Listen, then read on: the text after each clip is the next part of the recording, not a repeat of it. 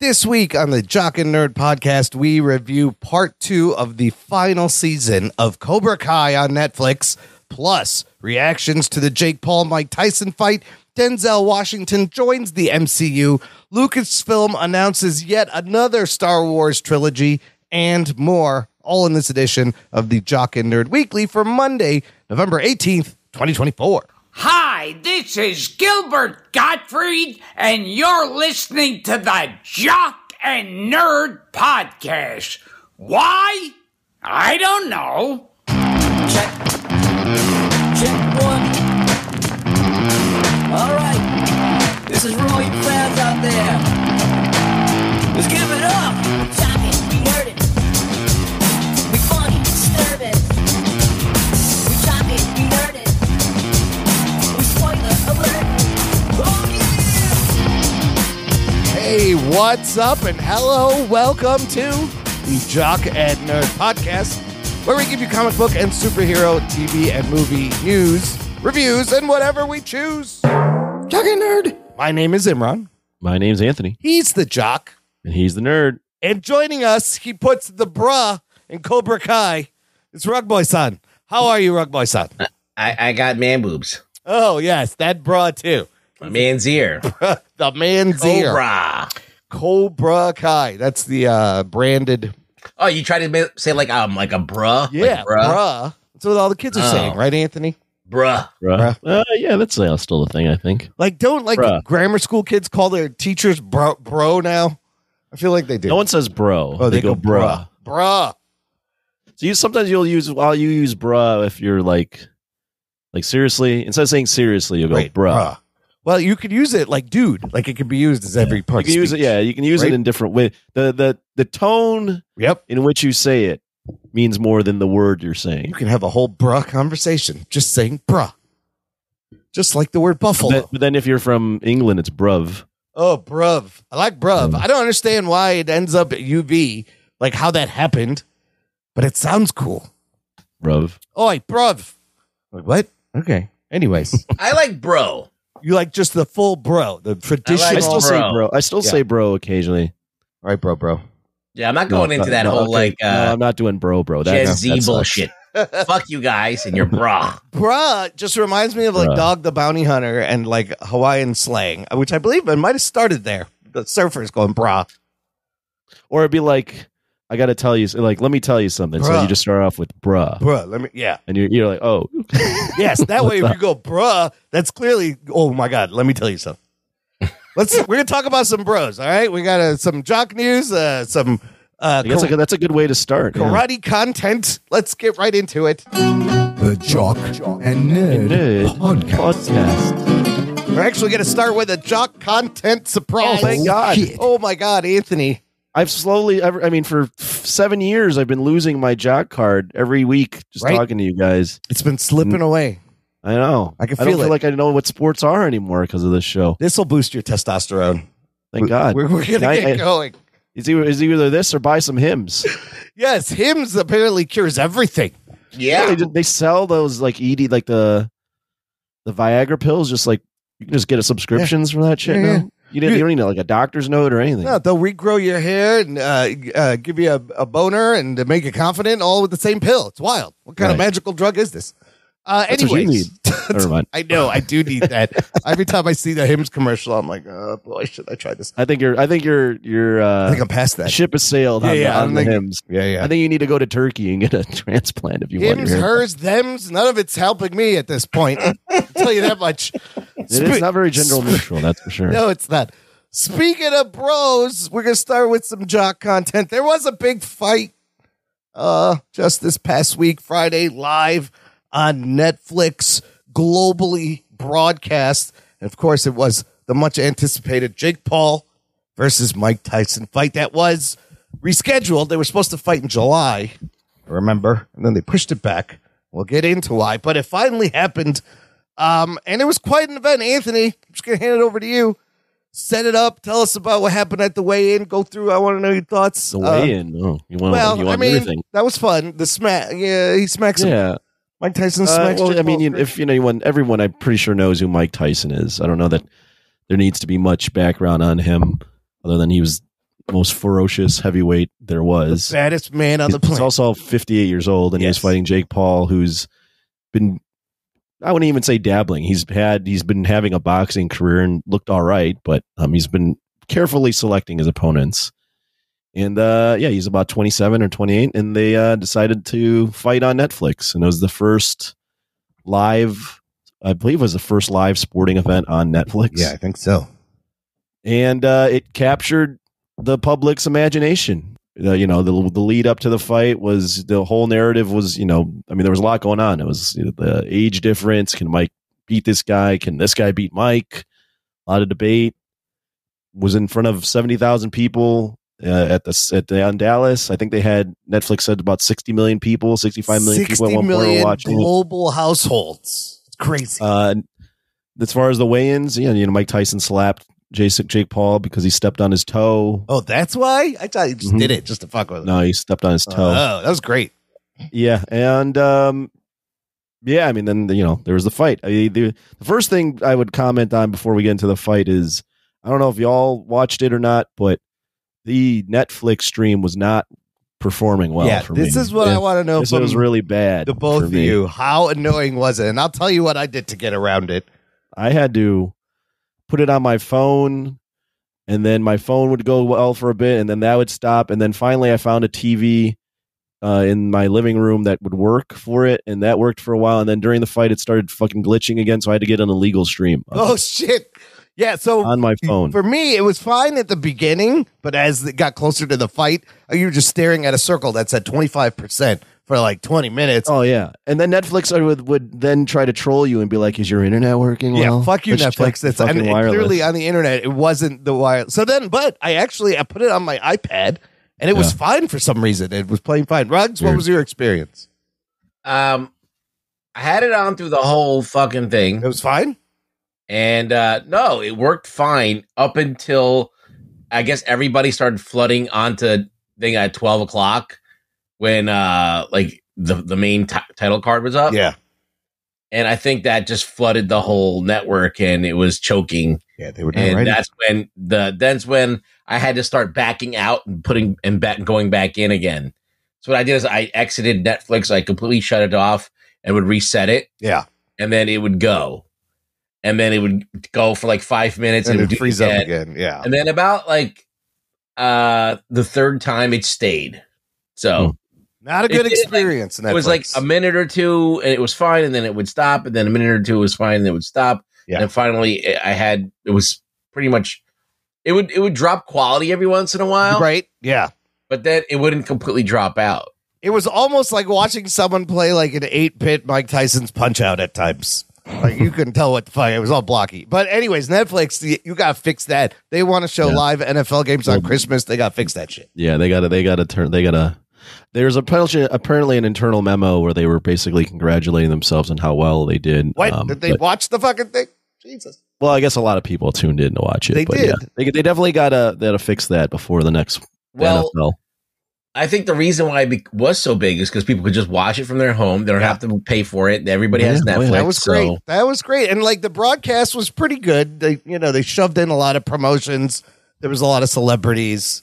It was pretty well directed for the most part. They had some mic issues though here and there, so maybe it was a little sloppy. Well, they also decided to interview Mike Tyson while he was in a jock strap. Oh yeah, and you got a nice shot, and to just leave the camera on his ass as he's walking away. Nice ass shot of Tyson walking away. I was like, I liked it. I thought it was great. Like you're never going to see that in another broadcast. No.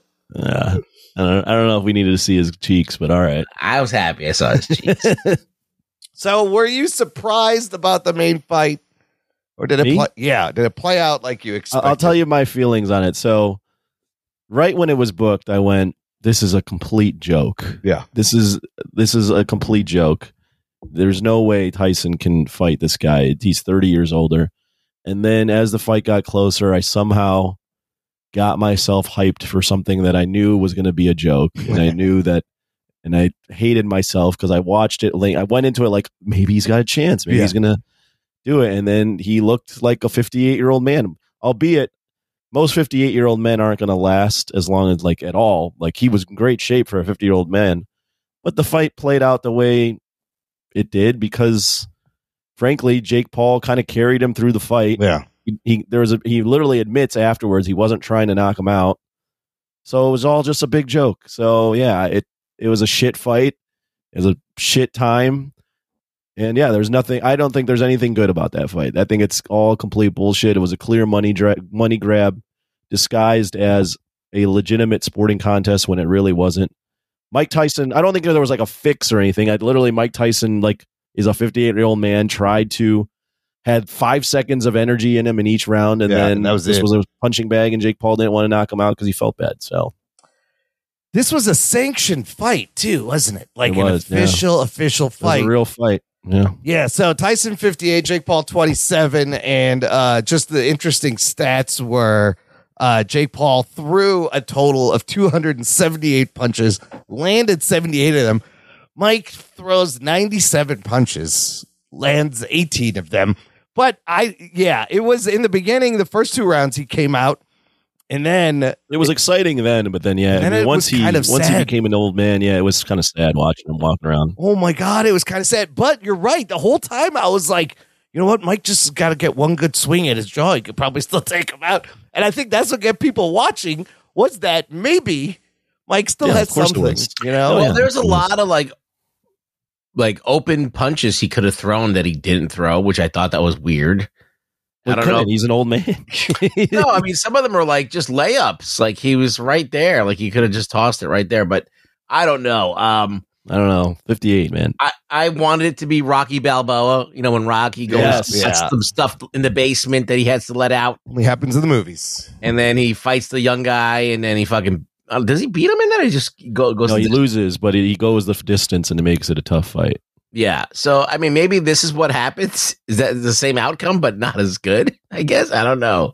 Yeah. He just never had a moment where he showed heart, like really did show heart. And I think if he would have had that heart moment, then that would have done it. I saw a lot of people posting that before the fight that part from Rocky Balboa where the guy is like tells him that his joints don't work. And he's gonna make some hurting bombs. And that's what I wanted to see. Well, I guess the reason they rescheduled is Mike had this ulcer flare up. And he had 8 blood transfusions in June. He said, I lost half my blood and 25 pounds in the hospital and had to get healthy. He was also wearing a knee brace. So he's not at his healthiest. I mean, what you saw there was exactly what. I mean, he's still Mike Tyson. So, like most 58-year-old men are never even going to last The a fact minute. that he went 8 rounds with a 27-year-old is pretty fucking impressive still. Even though It's it impressive. was I mean, it's impressive in the fact that he's a 58-year-old man, but he's also a top 1% athlete with What about all Tom the Cruise? resources. You think he could last? No. against who? No. Against Tom anyone. Cruise, no, Tom Cruise can't last. He's a top 1% athlete with access to every resource and drug available to get him there. So while I do think, in a twisted way, it's kind of impressive, the fact is Jake Paul just took off the gas. Like it's not like Jake Paul was laying into him. The rounds were 2 minutes instead of 3. Yeah, I like that. I like but Mike Tyson, I legitimately, Mike Tyson just could not pull the trigger because he's a fucking old man. Yeah. It's not, this is like, the movies are the movies and real life is real life. And you saw what happens when a 58-year-old man. What about Frank Grillo? He's 59. Oh, I think Grillo could take Jake Paul. Yeah. Who are you? But Tyson was just following him around and doing that weird biting his glove thing, which he says he talked about afterwards. He's got like a bite fixation, which kind of makes sense. He said he had an oral fixation. Yeah, I why he laughed out bit loud. Holyfield's ear off, I guess. The glove wasn't there. I don't know, but it was very strange. And It was just a bad fight. I'll tell you this. I don't like the Pauls. They're both fucking douchebags. He had an appropriately douchebag entrance to Phil Collins' In the Air Tonight. In the car. It was so bad, which I think I read He's somewhere. trolling Mike Tyson. He's trolling Mike Tyson because he does that in Hangover. But he was respectful about it because I'm like, if I'm Jake Paul, I just got to be like, how do I beat him and not look like a dick? And, No, he was like, in this way, I guess he was respectful because he didn't try to knock him out. I mean, I like the end He when just realized, I mean, I legitimately think in the fight, he realized, oh, this guy is just, I mean, he's pathetic. He can't do anything. There's no reason to knock him out. But that just made for an even more kind of boring result because part of the appeal was, oh my God, will Tyson die? Yeah. Will he get knocked out and die? Is he going to kill him? Like, you don't want to see that, though. You know what? You don't want to do that. It was a car crash. And the thing about a car crash is it's only cool if the cars crash. Yeah. But the cars never crashed here. No. They just kind of. Even though you don't want to see the car crash, you kind of do, right? And that never happened. So then this whole thing was just a joke. It's like Tyson did him a favor. Look, Paul got $40 million. Mike got $20 million. Yeah, they did each other favors. They did each other. Yeah, they both were kind of buddies before this, so they both made out like bandits, and everyone else. We didn't. The good thing is we didn't have to pay for a pay-per-view. Yeah, which is nice. A lot of times boxing will sell their fights and then make you pay $40 to $100, and then you'll get shit. Yeah. At least this one was like shit served on a stick that you didn't have to pay any extra for. Right. Even though it was fucking laggy. You just bad stream and just a waste of time, really. I was just mad at myself for getting pumped for something that I knew at the end of the day was going to look probably like that. I know. I think everybody, the nostalgia was huge and everybody was hoping it would be something more. But then when you think about it, you're like, that's about right, is what should have happened. See how mad we are at this being kind of like not a legit fight? There's actually a whole business that's dedicated to fake fighting called wrestling. Yes, way more exciting. People love it. At least that, though, they can script out. In pro wrestling, they would have scripted out something where the old man might have done something, or I don't know. Do you think this was scripted at all, or prearranged, agreed, anything? I don't think it's so. No, I don't think so, because there's legitimately you can get sued for that with all the gambling and all that shit. It's a sanctioned fight. Yeah, I just think what happened is they both are friends. So they both did a favor for one another to fight each other because they knew it'd be a big deal. Yeah, and then I legit think Jake Paul during the fight was like, there's no point in even he can't hurt me. Yeah, I don't want to hurt him, and I don't really want to hurt him. Yeah, so we'll just kind of play this out. I guess in a way there's kind of a fix there, but not in the real sense that they maybe agreed to anything. Right. I think he was just kind of like going off of what Mike did. He's like, if Mike comes at me, I'm coming back. But if he's not really doing much, I'm just gonna hit him with some jabs. Mike was dodging punches that weren't being thrown. This is very strange. So I don't know. I mean, he was just he's just a statue. He was following. He was following Jake Paul the whole time. Yeah, it was just bad. It was just a bad fight. It's what you get. It's what you get when you put a celebrity boxer against an old man. Disappointing end. I will say I watched two of the other fights. I didn't watch the second one. I watched the first and the third one. Women's fight was good. The girls' fight was very entertaining. That was some fucking boxing. Top women for professional boxers. That was for a belt, right? That was for a championship. She was defending. Katie Taylor. What did you think? Was the other girl? She was robbed. Was she robbed? Was robbed. That girl kept headbutting her, cut her fucking head open. That wound looked nasty. It was bleeding constantly. That was a rematch of a great fight. That was a really good fight. That's like two high level athletes fighting. That was great. That was very exciting. I didn't know who was going to win that, and it was kind of a shocking upset. Maybe kind of. No, not an upset. It wasn't an upset. Shocking result. Shocking result. But I love how in that shocking result being that she probably got robbed. His trainer was calling her out, going, "You watch her fight. She headbutts everybody. This is what she does," and the ref just let it happen. So that was great. And then Dirk Wood from Instagram commented, "Hope Imran was watching that badass brown boxer. Aside from the butt stuff, with Anthony Polanski changing back, maybe we could finally see the nerd become the jock." Yeah, I'm not doing that. Get the fuck out of here. He's going to start doing CrossFit again? Oh my God, no. It'll kill me. You're working out with a mate? If you're on Patreon and you contribute $500, we'll do an interview with Imran, and then we'll have him exit the interview and you see him in a jock strap. We could do that. Why don't we have a boxing match, you versus Imran? Listen. Oh yes, that I would give us $3 and I'll do that. Listen, for $100, I'll film myself doing kettlebells for 3 minutes straight. You can watch that. No, that first fight was great and weird. It was an Indian dude, Goyat, who was in RRR, versus this other dude who's got 3 stand-up specials on Netflix, and it was very bizarre. And the Indian dude had more experience, and he's clowning this guy the whole time, sticking his head out, and yet he turns him around, pushes him in the corner, and humps him at one point. It was very entertaining, but I'm not sure. Yeah, I'm not sure what that was. Goyat does end up winning, but I'm surprised you didn't come into this last week and be like, who's fighting Anthony? Niraj Goyat. I do love how on his trunks it says goat, but he put the Y in parentheses in the middle of his name. That's funny. But that guy was he had his arms down. He's sticking his head out like, go ahead, punch me. And it was very bizarre. But overall, you know what? I started watching that and then I cut to Cobra Kai and then I went back and I was like, oh, this fight isn't going to happen for 4 hours. And then fought with Netflix until I got it working on my iPad. They could fix that. It was pretty fun. It was a kind of a neat worldwide event to be a part of. I just wish the end was better. That's all. We all do. Yeah. Anyways, listener, let us know. Did you have money on the fight? Did you win? Did you lose?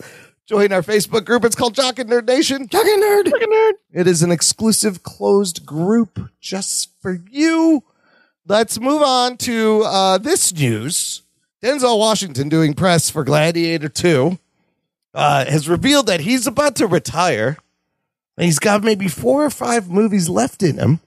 And just casually drops that Ryan Coogler is writing him a role in the third Black Panther film. Oh, shit. Black Panther? The third Black Panther film. It's Fobody's Nalt. The Black Panther? The Flaccid Panther. That's like a Star Wars thing, Flaccid Panther.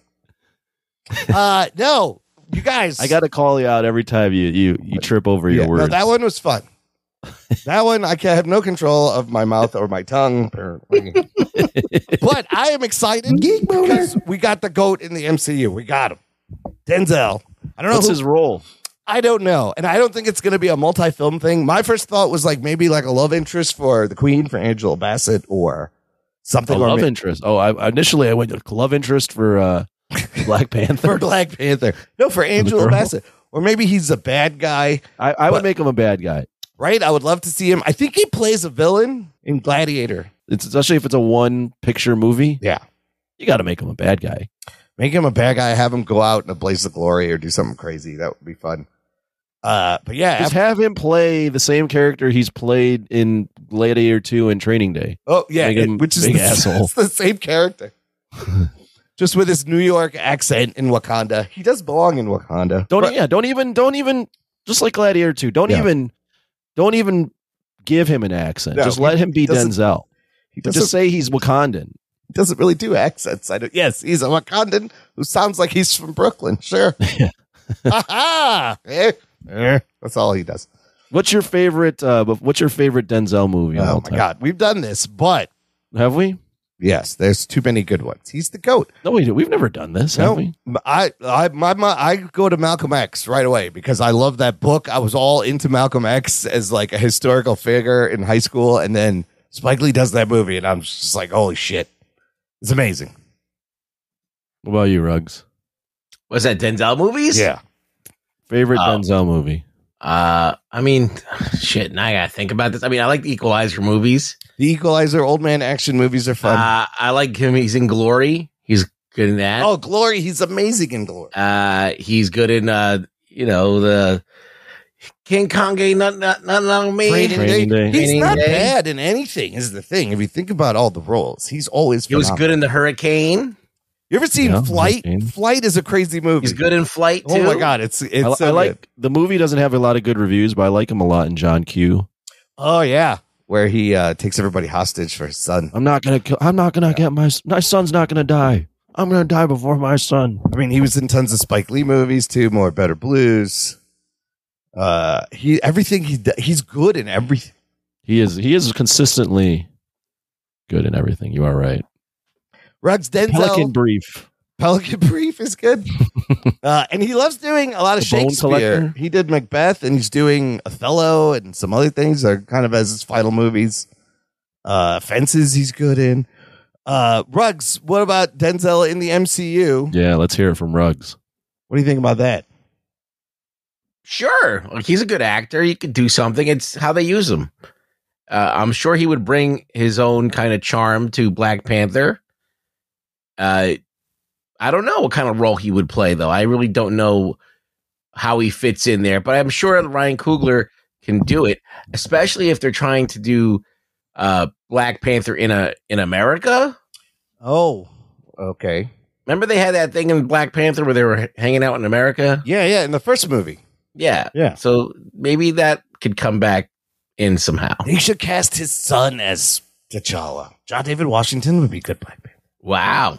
The ship has sailed on that. They're not doing. T'Challa's already. They acknowledge that he's dead in the movie. Well, and then there's his son T'Challa.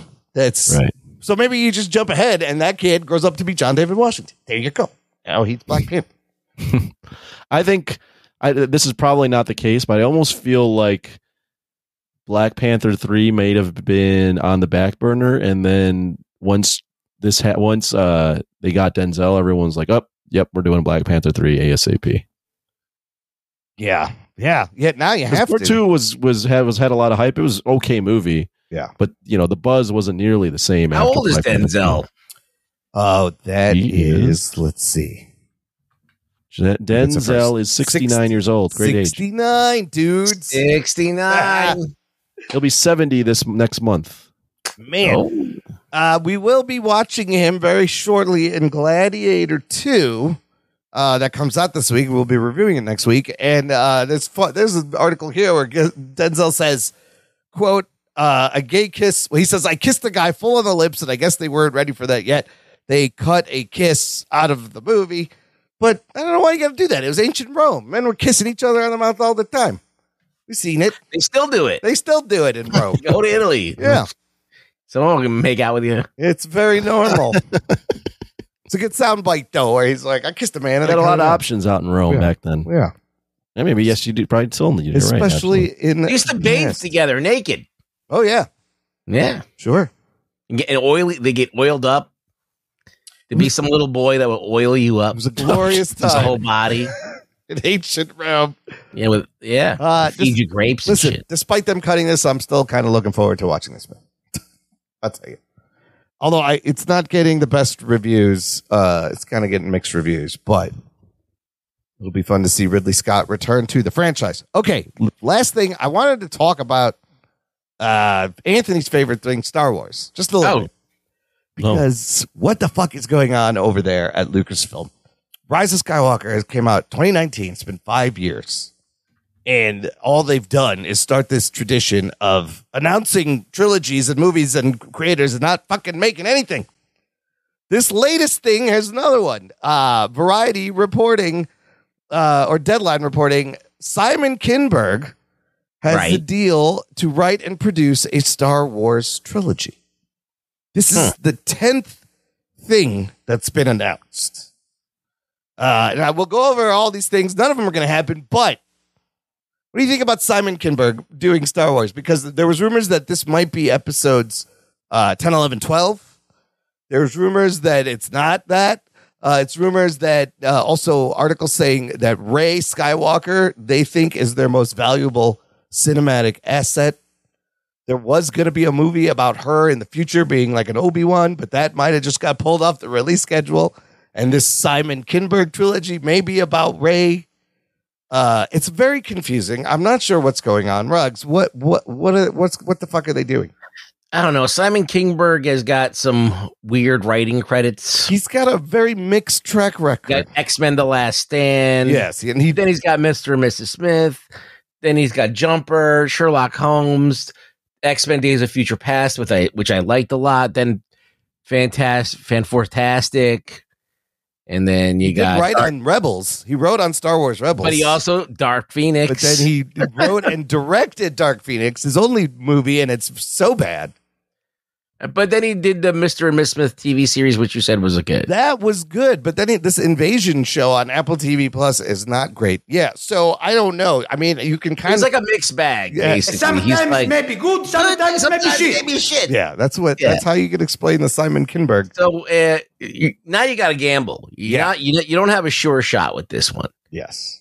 You got Rey, who's polarizing because, I hate to say it, but was a little bit of a Mary Sue, and they tried to straighten that out throughout the series and make her more complex. But at the end of the day, they kind of undid all that by letting her slap the Skywalker name on her, and she's a Palpatine. Oh my god, it was so convoluted and dumb. And it was, it was all right. It was like the character. I don't know if that's the lock. I think that she's polarizing. I don't think that she's like everyone's favorite. I think that what she did is give like the female audience something to cheer for, someone to identify with. And I think Star Wars needed that for a very long time. Yeah. I mean, even though you could say Princess Leia, blah, blah, blah, which is also true, but to be front and center, the main character, I just didn't think they handled it correctly. And whatever, I think they could maybe rescue that character if they do it right. That's what I was thinking, is they could save her and make her epic and badass. But now you got Simon Kinberg writing this, then it makes me a little nervous. I don't know if Disney learns their lessons at all. Apparently, Kathleen Kennedy just do whatever she wants. I'm surprised she's still running fucking things. We saw The Acolyte. We saw that was a train wreck and was no good.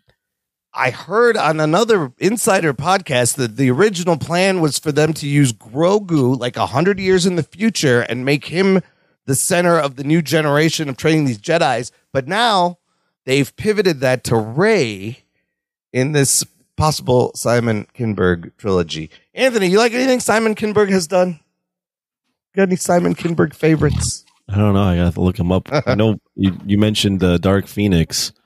Simon Kinberg. What's he got? Once you see his things, you'll be like, oh, yeah, he wrote the Fantastic Four. We just went over all this. Great. He wrote X-Men The Last Stand. Yeah, that's cool. yeah. Days of Future Past. That was pretty good. He wrote Triple X. Fantastic. Oh, that's pretty bad. Yeah.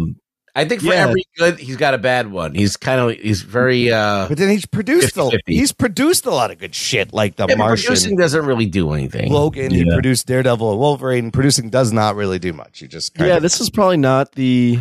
I mean, who's to say, right? There's writers and directors that have a bunch of bad films and then all of a sudden strike gold, right? That's true. The right thing, yeah. At the right thing, right time. So that's not. But the track record here would make me think, why would you invest your money like into this guy to do your trilogy? You already know that the last trilogy was poorly thought out and written because you didn't have a plan. I don't know why you would go to a guy with like. Why wouldn't you get the best person? I would get Tony Gilroy to do it. Well, they have a lot of people lined up. But wait, let me ask you this, Ruggs. Do you want to see episodes 10, 11, 12 kind of continuing the Skywalker saga? Is that what Star Wars needs? Wasn't that a rumor? And then they said that wasn't going to be a thing? Yes. Originally, they were like, it's 10, 11, 12. But I think Star Wars doesn't know, outside of the episode movies, the other movies, like Rogue One was okay. Solo didn't really do well. They haven't really hit anything outside of it being an episode movie. Well, I think, okay, so at the end of this trilogy, Palpatine's dead. He does finally die, yes. Well, right? But the next movie, they could just say, well, Palpatine somehow he returned. Come back. Yeah. So what I would do is that I could start out by having Rey create this new Jedi Academy. And she's willing to take people of all kinds. Yeah, I like it. She's not really versed in the Jedi ways. She's trying to embrace them, but she's kind of trying to do her own thing too. And that becomes her folly. And I think that she should fail. And I think that she should fail and create the next Sith. Oh. Like she trains a bunch of people, but she picks the wrong people. She believes in people that she shouldn't believe in. Right. She takes risks that maybe Yoda wouldn't have taken. Right. And these people turn and she can't control them. Yes, and they turn. And now she has to try and fucking undo her mistake. I like that. That could be a trilogy. That could be 10, 11, 12. But they won't do that because that would have to be that Rey fails, and they won't do that to Rey. They can't. She's the perfect Jedi, of course. So, okay, this Simon Kinberg trilogy, here's the rest of the films that they have announced, and none of them's being made, except for this one, Mandalorian and Grogu. Apparently has wrapped filming this past October, and it is coming out in 2026. Okay, that's the only movie that has a date that I think is going to happen. Of course, Grogu is like the best thing they've done since the trilogy, so yes, capitalize on him. There was something called the New Jedi Order. This was the Daisy Ridley Rey in the future. It lost a writer, and it was supposed to come out in December 2026. But that date has been pulled off the release schedule. So I don't think that's happening. James Mangold had a movie, Dawn of the Jedi. This one set 25,000 years before the Skywalker saga. It has somebody writing it. Then there was a Lando that was going to be a TV show. Now it's going to be a movie written by Donald Glover and his brother Steven are writing a Lando movie. Dave Filoni has a Star Wars seems movie. like a bad idea. You think so? That's like they wrote Atlanta and they're letting Donald Glover write his own Lando movie. Dave Filoni has a Star Wars movie that's supposed to tie up all the loose ends from Mandalorian, Ahsoka, and the Book of Boba Fett. Taika Waititi has a Star Wars movie in the works. And Sean Levy has a Star Wars movie. They got a writer writing that. Rogue Squadron was Patty Jenkins' movie that was canceled.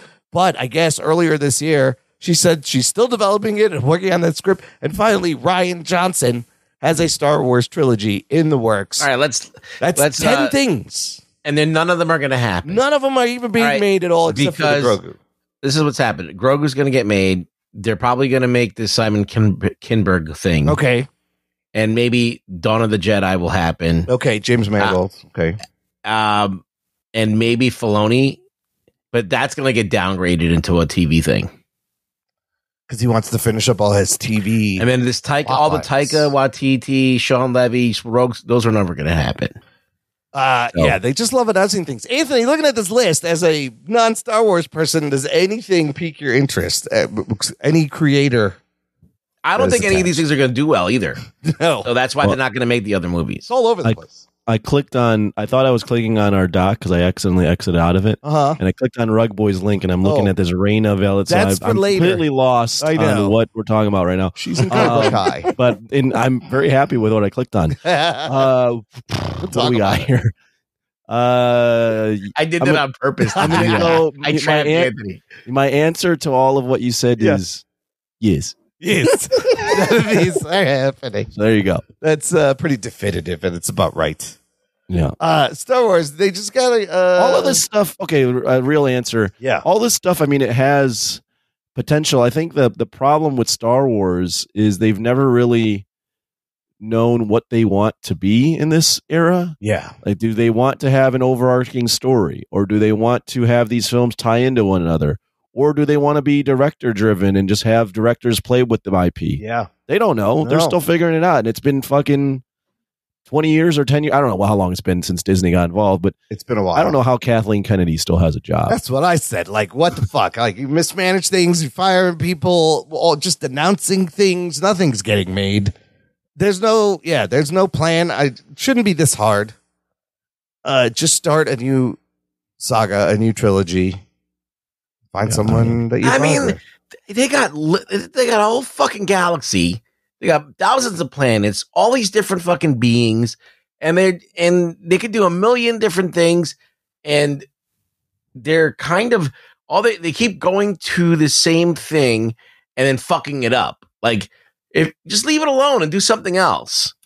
I think give Tony Gilroy a fucking movie. So the only thing we got coming is Skeleton Crew in December on Disney Plus TV show, and then April next year, Andor season 2, and that still remains the best fucking thing I think they've made outside of like the original 3 movies. Is Andor. Yeah, and then you got Rogue One, So maybe the best of Star Wars will be on TV for now, but it's wild that they have no big screen plan really in motion. I feel like a lot of these are going to get demoted to TV. We'll see. Really, probably. We'll see how this Mandalorian and Grogu movie works out. I could be down for that. But other than that, Star Wars, get your shit together. Well, then get your shit together. Get it all together and put it in a backpack. All your shit. So it's together. With that, we will take a break, play some promos, and come back and talk about the Sekai Takai tournament, Cobra Kai Season 6, Part 2, right after this. After these messages, we'll be right back. Hey there, everyone. Brian here, host of TV Trivia Pod. It's a trivia-style podcast focusing on TV and movies. Listen in for questions like, what's the name of Michael Scott's screenplay? What do you say to view the Marauders map? And what's everyone eating in the post-credit scene of Avengers? Play along to TV Trivia Pod anywhere you get podcasts. And stay tuned for more trivia.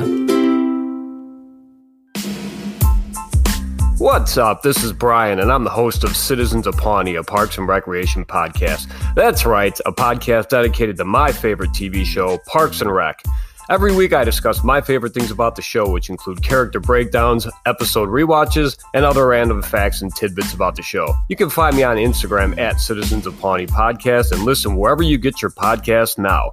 You will literally love it. Jock and Nerd.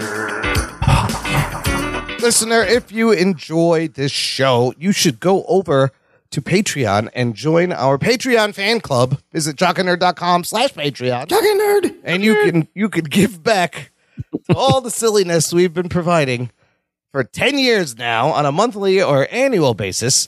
And you get stuff like access to an exclusive podcast feed where the shows come out early. There is bonus content.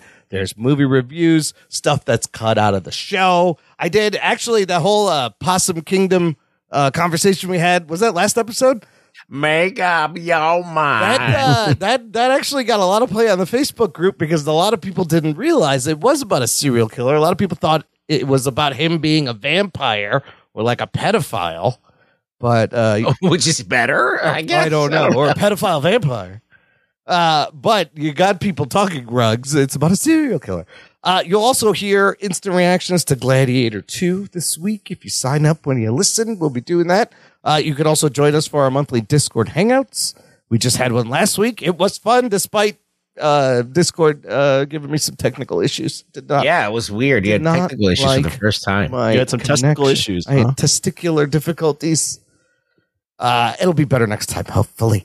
The next one, December 19th. So we have one every month. And lots of other fun stuff on our Patreon. It's a great way to support. We love all our Patreon subscribers. Thank you for your continued support. Do it now. Okay, let's get to this week's review. I got to think. I think Pete Matzis on Instagram and Facebook alerted me while listening to our episode that Cobra Kai Season 6 Part 2 is coming out. Because we were going to do originally, we were going to talk about Gladiator. We are not talking about Gladiator. We are going to be reviewing Cobra Kai Season 6 Part 2. Here's your spoilers. Strap yourselves in, you fucks. Spoiler time. And I got to thank him for telling me because I forgot. I didn't know when this Part 6 was coming back. They didn't really do a lot of advertising on Netflix about it. No, usually it would be, you'd make a big deal. When the first part came out like 4 months ago, it was a big deal. And then this on the same night of the Tyson fight also. Maybe that's why. Maybe it was a conflict and they just wanted to push the release Tyson fight the same day. So it was fun going back and forth watching Cobra Kai. And then I'm like, where's this fight at? And then I'd watch some more Cobra Kai. Anthony. Yes. Catch us up and then take us through maybe what happens this season, or I don't know how you want to do this, but do you remember where we left off? This is, of course, the final 15 episodes of the series. 15 seasons. 6 seasons, 15 episodes, final of Cobra Kai, broken up into 3 chunks. We got the first 5, and now we have the second part. What happened at the end of the first 5? Well, they're going to the Sekai Taikai, and the first 5 episodes, this is based off my memory, which, to be frank with you, I don't remember how all the intricacies of those first 5 episodes. I remember being entertained. Yes. But I was pretty blank going into this. But from what I remember, and then just it jarring my memory watching the show, it was about the Cobra Kai, or the Miyagi-Do going to Sekai Taikai and having basically an internal tournament to figure out who are the 5 or 6 people that were going to represent Sekai Taikai. So there was a bunch of drama there. And then on the other end, Cobra Kai, Kreese has recruited, I guess, an OG Cobra Kai from Korea to represent them. And then the big twist at the end was Tori, who's going through the fact that her mom died and wasn't able to get an opportunity to compete to represent Miyagi-Do, joins Kreese and joins Cobra Kai to represent them in the Sekai Imrai Takai. The Imrai Takai tournament, which we finally get to see. And this season, or this part of the 6th season, revolves around the Sekai Takai tournament. Can I ask one question before we proceed with this? Yes. No. Yes. God damn it. Okay, fine. Was there foul play involved with the death of the mother? I don't remember. that far back. I don't think so. I think she was an addict. Yeah, right? Or like an And alcoholic. she had some sickness going on. Oh my God. Remember she was like on the floor and she couldn't get the pills or something? I don't remember. If I remember that right. How did Tori's mom die? Cobra Kai. Let's just look it up. Because I was wondering if that's going to come back in the end at this next juncture. Catalyst for complications related to kidney disease. Oh, okay. So it had nothing to do with the other guy. So, yes, they could have made it like Kreese had something to do with it to bring her back to Cobra Kai, which is what happens and you see the fallout. But no, yeah, it was health condition. Oh, okay. I was a little blurry on that. I was like tempted to go look it up, but I said fuck it. Well, Anthony, let's start with you overall. We'll get into details. There's a lot of great moments. That fucking episode 10 is wild, but they're doing their usual lovely melodrama soap opera mixed with martial arts. What did you think of these 5 episodes, part 2 here? Yeah. Going into this, I've always liked Cobra Kai. I've always enjoyed all the stuff. You know what you're getting with Cobra Kai if you're into it by this point. It's going to be cheeseball, teenage, melodrama, weaved into karate, weaved into adult drama, weaved into weird backstories of people in war and things like that. So I when I went into this, I went, I don't really remember what happened in the last episode. And I was going, I don't know if I'm super passionate about watching this. Yeah. And then I threw it on and I went, I'm hooked again. Yeah, yes. I'm freaking hooked again. So good. And yeah, I watched it. It was a lot of fun. It is what you expect. They do the thing they always do where they have everyone. There's always things that people are in conflict for one reason or another, and things get misinterpreted all the time. And people say one thing, but it's not fully, spoken to the right person, or a video happens that shouldn't happen, or something happens. There's always this ongoing drama where just when things are okay amongst everyone, it's a big twist. Something happens. Yeah. It's great. But I still enjoy it. It's so fucking silly. All of this is all around karate. I loved the interjection of a third group with new bad guys, the Iron Dragons, and then getting to know those characters, and then some of the complexities of the male captain versus the female captain, and then finding out that one of the episodes ends with the cliffhanger of Kreese's Silver's back, of course, and now you're throwing that into there. So there's this wild card, and there's all the drama with Robbie and Tori, and you have the wild card with Zara, and then the big dude that has a crush on Sam, and there's all these things. There's all these fucking threads that always happen. Yeah. There's all You're forgetting the guy who pushed Danny down in Karate Kid 3. Then more random people from the old movies show up. I laughed out loud when they cut to that clip from Karate 3, Karate Kid 3. There were so many times where I was sitting here and I was just laughing at scenes that were meant to be funny and scenes that probably weren't meant to be funny just because it's so ridiculous. I wrote down a lot of one-liners that we can get into later. There's some great lines, yes. But what put it over the top was the Cobra Kai series has made a name for itself on giant brawls. Yeah. You had one in the school, I believe, in the second season. Yeah. You had one in a house. You had one last year. And they give you a wild one. When the brawl happens here, I just buckled up and was on the ride. Yes. But what was clever of what they did is they introduced this thread of someone dying and Miyagi killing someone. So I literally wrote down while this was happening, someone is going to die. Oh, wow. You saw that kind of coming. I saw someone coming. I thought it was going to be someone on Miyagi though. So that brawl was wild, and it ends on that note where someone does die from Cobra Kai. Forget what the guy's name is. Quan.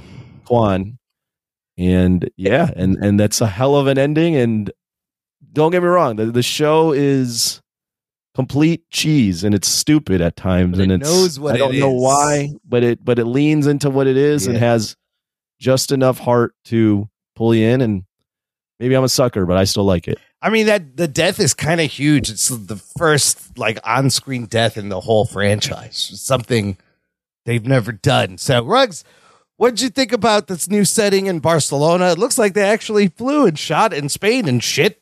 A lot of fun, lots more. They had a lot of good B-roll. A lot of good B-roll. No, But I think they were there. they were there. That hotel that's at Barcelona That hotel. whole They're on great, the beach in Barcelona. You could tell they were there. There was like a Rocky type training montage towards the end, which is fantastic. They ran upstairs. I think. Wait, the Rocky thing. Just real quick, I wrote that down when Miguel's mom is at the hospital. Yes, and they visit her, and they go, "What do you want?" She's like, "I just want one thing," and they're like, "What's that?" And she goes, "Win." That is fucking taken from Rocky. Oh my 2. God, it's so cheesy. That's It's from when the kid was it was the pregnancy too. Yes, the whole thing. yes. And he's not motivated to train, and then she goes, "Just do one thing for me." He goes, "What's that?" Win. It's so great. And Mickey goes, "Well, what the hell are we waiting for?" Yeah, and then that which now cuts into like one of the best training montages of all time. Yeah, sorry to interrupt. I had to go There's there. a lot of Rocky shit, a lot of Rocky parallels in this whole show every season.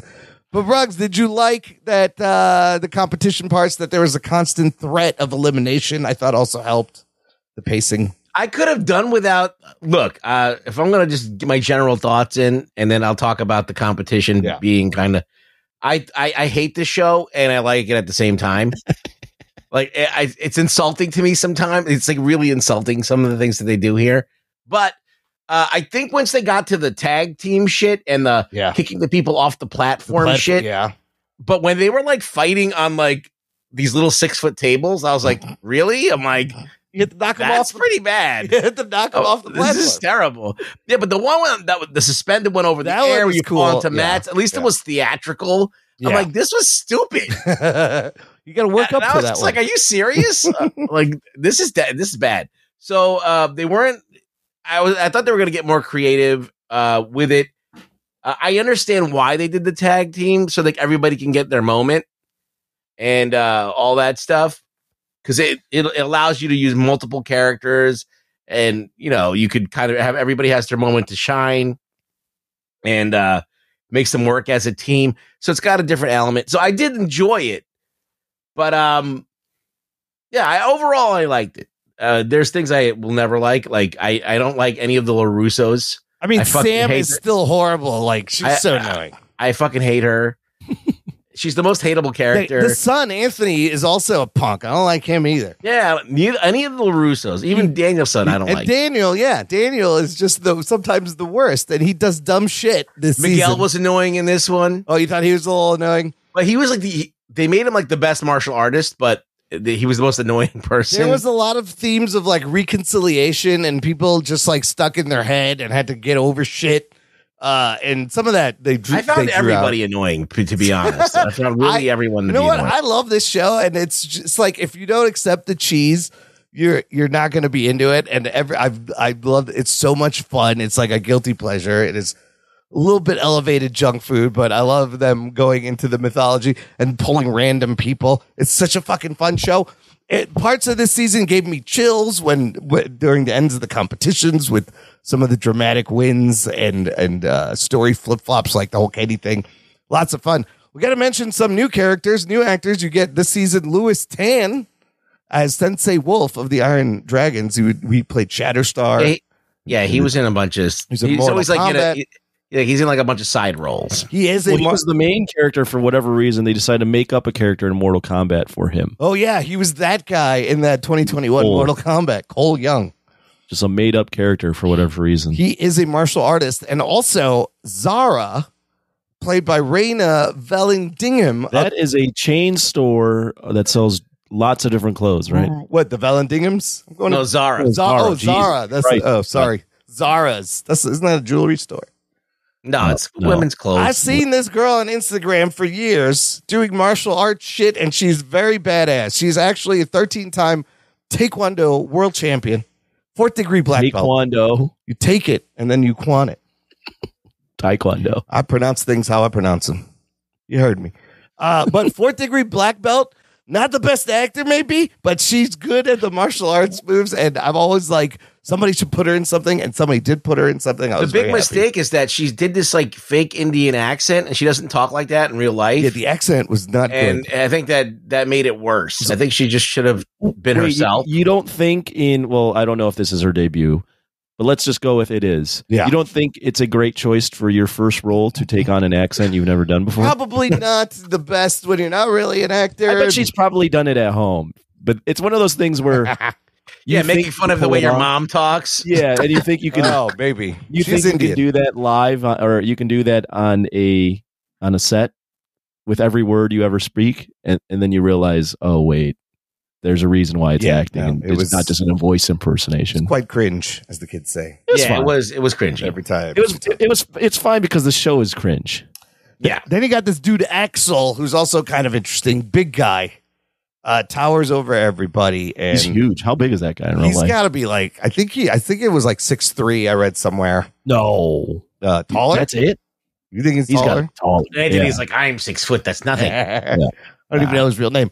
But overall, I thought just the journey they took us on was great. So, favorite moments. Where do you want to talk about? Favorite moments? Yeah. Oh, or we could talk about the kind of journeys each of these characters go. Because like you said, Anthony, everybody has a thing they're going through. And it's kind of fantastic. What do you want to talk about? We can do favorite moments, or we could do journeys. Let's talk about Daniel and the dumb shit he did in this season. Daniel's son. Daniel's son, who finds a Sakai Takai headband that Miyagi owned, and it's got blood on it from the last part. And he's like, what the fuck is this? We learn it is from the 50s. We do learn, and Miyagi never talked about this. He was in the Sakai Takai tournament, and towards the end, Terry Silver gives us the big reveal as he has the actual results from Miyagi's Sakai Takai tournament. You learn his opponent ended in death. Miyagi killed his opponent. The fight ends in death, and you're like, oh shit. Oh shit. And then they give you this crazy dream sequence to start the wild 10th episode, where it's Daniel at Miyagi's Sakai Takai tournament fighting a young Miyagi. And then for a split second, I believe they used AI to recreate this deep fake cameo of Pat Morita on top of Daniel's son saying, Daniel, you were never strong enough to accept the truth. You're always willing to understand, but you would never accept. That was crazy. But first of all, also in this journey, he gets hit over the head and put in a dog cage like a fucking idiot. Goes to a random part of Barcelona where he meets the long-haired dude. I mean, how bad is your judgment if you don't know that that's the wrong place? What the fuck? Also just the decision making to be going, I have my kid in my school in a tournament. I'm just going to leave. But I'm so broken up about this that I'm going to leave and go on a wild goose chase to figure out what happened to Mr. Miyagi. All that's set up by Terry makes no Silver. sense. No, it makes no sense. I'm like, you're a fucking idiot. I don't understand how he escaped from the dog cage with that keychain he bought from the kid. He made like a lockpick. Oh, he just like picked the lock of the key. Okay, that's weird. Haven't you done that before? No, I've never been locked in a lock, but he does manage to. You probably locked yourself in a dog cage before, I right? might have done that. Then you just wait till somebody comes and frees you. It's okay. He does manage to take out some goons somehow. Yeah. Well, you just have old man karate, Yes. which is always great. Yeah. The thing that is confusing, although I will go along with it, is I don't know why he's so broken up about the fact that Miyagi didn't tell him that he killed someone. Yeah, it makes sense. But he doesn't even know that. He doesn't know he did the tournament. He doesn't know this. He doesn't know that he killed someone until the end of it. Yeah, this is why he never told him. But I don't know why. I guess you would want to know something, but I don't know. I don't feel like this is that big of a deal. He's a karate master. Why would he not be at the Sakai Takai? Yeah. Doesn't make any sense. Doesn't. It's a weird little side plot where they're throwing in stuff to Miyagi's origin. Well, it's a dumb thing that they need to happen to make the show happen, just like the pregnancy scare. That whole thing was they crazy. go there and they come back. They go, but somehow Johnny and Miguel fly. It's an 11.5-hour flight from Barcelona to Los Angeles. They fly there, and she's like, I'm fine. Go back and win. And then they just fucking fly back, and they're there the next episode. Okay, what was... They did all of that so to have Johnny beat up some asshole in first class. Well, Miguel actually punched the guy. It wasn't even Johnny, but it was so that Johnny could apologize for not being supportive. Blah, it was for dramatic, blah, blah, blah. There's a resolution. That is actually, I forgot that even happened because it was so silly. meaningless. That is the epitome of writing something in just to have it happen. Well, what about Chosen hooking up with that girl with the ponytail? I like Chosen's arc here. That was great when they were out looking. That would never really happen.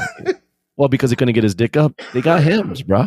Oh. No, I'm just saying, like, maybe she is. Maybe she found him pretty attractive. Cute. Well, they bonded when they went out looking for the kids, and they were also fighting thugs and goons at every club, hilariously. And then they team up in that brawl at the end, and he called it a mistake, and she felt bad, and then he's like, no mistake. Chosen had some of my favorite lines. One of my favorites where he goes, team falling apart faster than a crunchy taco. It's great. That stuck out to me. That's great. My favorite Chosen line is when Hawk and what's the dude's name? Dimitri are fighting together at the end. Yeah. And Chosen just screams out, the binary boys are back. The binary bros are back. That's also great. Bros, binary bros are back. That's a great line. I like Chosen. I mean, there was a lot of dumb shit. You have the whole Dimitri thing with the dumb, shit coming out of him, and then LaRusso being the way to forgive him. LaRusso's kids takes Exelax to shit his own pants. Kenny Payne, and you will remember it was Devin that dosed him and drugged him. And by the time Kenny gets the call from Devin, he's already drinking all the laxative.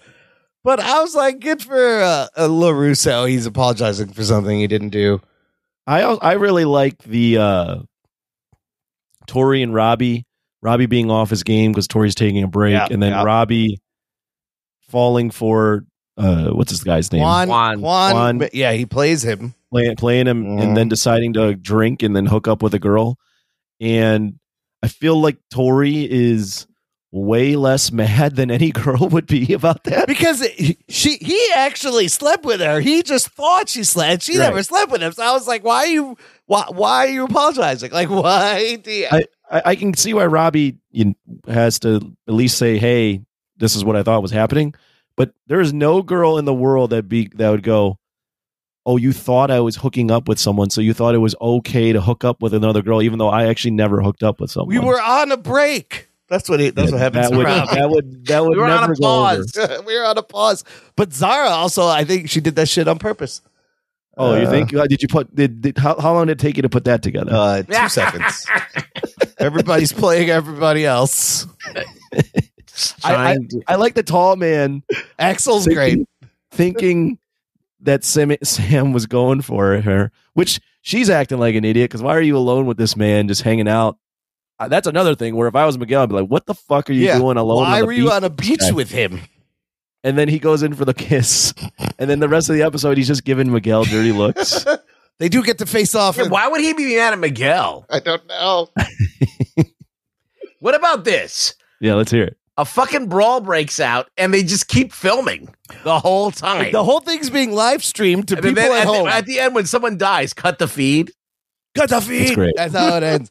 That was great, dude. First of all, okay. When the brawl happens, I didn't expect the brawl to happen. So when the Russian dude punches the host in the face, and everyone starts fighting, I was like, oh shit. I didn't know I wanted to see this, but this is exactly what I wanted to see. So it's fantastic. So Daniel's wife, she's like, how many times is this going to happen again? I like the two kids, the nerds, being like, we should have snuck in on luggages. We got brawl a lot of experience in it. Yeah, we have brawl experience. I told you we should have went with them. Oh, that brawl was crazy. That whole last episode is crazy because Miyagi-Do has eliminated Cobra Kai from the competition. And they just write them right back in. And they're like, they're not a threat anymore. They're going home. And suddenly, the Russians... Someone took steroids. The Russians have been doping. They're disqualified. These characters that you never even saw all of a sudden are thrown out of the tournament. And then that ties back to them starting this whole brawl. I did not expect that Russian dude to punch him out. But then all of a sudden, you get all these awesome matchups. Right? That's everybody pairs up. Yeah, I was wondering how they were going to wrap this up. That's what I thought. I was like, how do you stop this? Well, no, I was thinking, how are you going to wrap up all the threads they had? Yeah. Going into this last tournament. They do it in the fights, in the brawl. And then they solve it by going, we're going to have a huge brawl. And I went, oh, that's genius. It is. And then how do you stop it? Somebody gets killed. And like, that was like, oh my God. That's What do you think is the fallout from this? How does it affect the next? There's 5 more episodes or something? There's 5 episodes left. I think this is going to affect Kreese, right? He's either going to go even more hardcore crazy, or he's going to be like, I need to change my ways because let's talk about his journey in the dagger. We were introduced to the dagger the first 5 episodes, Master Kim in his flashback.